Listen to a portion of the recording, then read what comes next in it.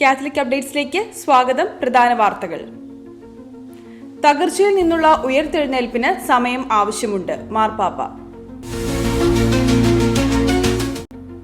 സഭയ്ക്ക് പുതിയ വാഴ്ത്തപ്പെട്ടവരും ധന്യരും.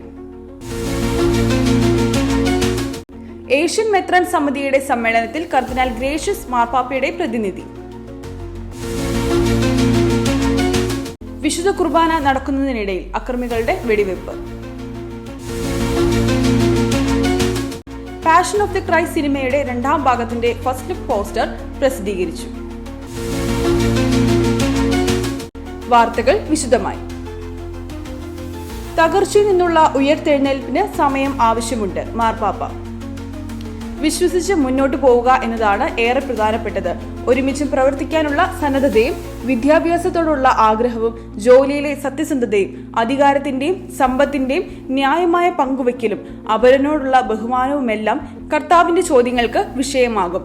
അതിനാൽ അവയ്ക്ക് ഉത്തരം നൽകാൻ നാം ബാധ്യസ്ഥരാണ്. ദൈവവചനത്തിൽ വിശ്വസിച്ചുകൊണ്ട് എല്ലാം ദൈവത്തിന് സാധിക്കും എന്നത് ഊട്ടിയുറപ്പിക്കണമെന്നും പാപ്പ പറഞ്ഞു. ഇറ്റലിയിലെ അച്ചേറ എന്ന സ്ഥലത്ത് അജപാലന സന്ദർശനം നടത്തിയ അവസരത്തിൽ സംസാരിക്കുകയായിരുന്നു പാപ്പ. സഭയ്ക്ക് പുതിയ വാഴ്ത്തപ്പെട്ടവരും ധന്യരും.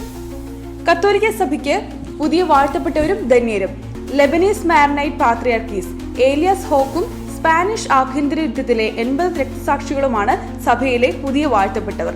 4 പേരെ ധന്യപദവിയിലേക്കും ഉയർത്തിയിട്ടുണ്ട്. 1930കളിലെ സ്പാനിഷ് ആഭ്യന്തര യുദ്ധത്തോടൊപ്പമുണ്ടായ കത്തോലിക്ക വിരുദ്ധ പീഡനത്തിനിടെയാണ് ഇവർ രക്തസാക്ഷിത്വം വരിച്ചത്. 67 വൈദികരും 3 കർമ്മലീത്ത സന്യാസിമാരും 3 സെമിനാരി വിദ്യാർത്ഥികളും 7 ആത്മായരും ഇക്കൂട്ടത്തിൽ പെടുന്നു. ഏഷ്യൻ മെത്രാൻ സമിതിയുടെ സമ്മേളനത്തിൽ കർദിനാൾ ഗ്രേഷ്യസ് മാർപ്പാപ്പയുടെ പ്രതിനിധി. 12ാമത് ഏഷ്യൻ മെത്രാൻ സമിതിയുടെ സമ്മേളനത്തിന് കർദിനാൾ ഓസ്വാൾഡ് ഗ്രേഷ്യസ് മാർപ്പാപ്പയുടെ പ്രതിനിധിയായിരിക്കും. 2026 ജൂലൈ 20 മുതൽ 26 വരെ ജക്കാർത്തയിലാണ് സമ്മേളനം. ദക്ഷിണേഷ്യ, തെക്കുകിഴക്കൻ ഏഷ്യ, കിഴക്കൻ ഏഷ്യ, മധ്യേഷ്യ എന്നിവിടങ്ങളിലെ കത്തോലിക്ക സഭകളുടെ എപ്പിസ്കോപ്പൽ സമ്മേളനങ്ങളുടെ കൂട്ടായ്മയായാണ് ഏഷ്യൻ മെത്രാൻ സമിതി. 1970 സ്ഥാപിതമായ ഏഷ്യൻ മെത്രാൻ സമിതിയിൽ സീറോ മലബാർ, സീറോ മലങ്കര, ലത്തീൻ എന്നിങ്ങനെ 3 റീത്തുകളിലും പെട്ട മെത്രാൻമാർ അംഗങ്ങളാണ്. വിശുദ്ധ കുർബാന നടക്കുന്നതിനിടയിൽ അക്രമികളുടെ വെടിവെപ്പ്. ജർമ്മനിയിലെ ഹനാവിൽ വിശുദ്ധ കുർബാന നടക്കുന്നതിനിടയിൽ അക്രമികൾ വെടിയുതിർത്തു. 200ഓളം വിശ്വാസികൾ ദേവാലയത്തിലുണ്ടായിരുന്നു. ആർക്കും ഗുരുതരമായി പരിക്കേറ്റിട്ടില്ല. പോലീസ് അന്വേഷണം ആരംഭിച്ചു. പാഷൻ ഓഫ് ദി ക്രൈസ്റ്റ് സിനിമയുടെ രണ്ടാം ഭാഗത്തിന്റെ ഫസ്റ്റ് ലുക്ക് പോസ്റ്റർ പ്രസിദ്ധീകരിച്ചു. പാഷൻ ഓഫ് ദി ക്രൈസ്റ്റ് സിനിമയുടെ രണ്ടാം ഭാഗം the resurrection of the Christ ചിത്രത്തിന്റെ ഫസ്റ്റ് ലുക്ക് പോസ്റ്റർ പുറത്തുവിട്ടു. ചിത്രത്തിന്റെ സംവിധായകനായ മെൽ ഗിബ്സനാണ് സിനിമയുടെ ഔദ്യോഗിക പേജിലൂടെ ഫസ്റ്റ് ലുക്ക് പോസ്റ്റർ പോസ്റ്റ് ചെയ്തിരിക്കുന്നത്.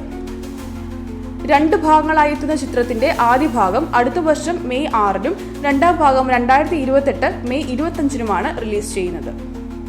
കാത്തലിക് അപ്ഡേറ്റ്സ് ഇവിടെ പൂർണ്ണമാകുന്നു. പുതിയ വാർത്തകളുമായി ഇനി അടുത്ത വെള്ളിയാഴ്ച. നന്ദി.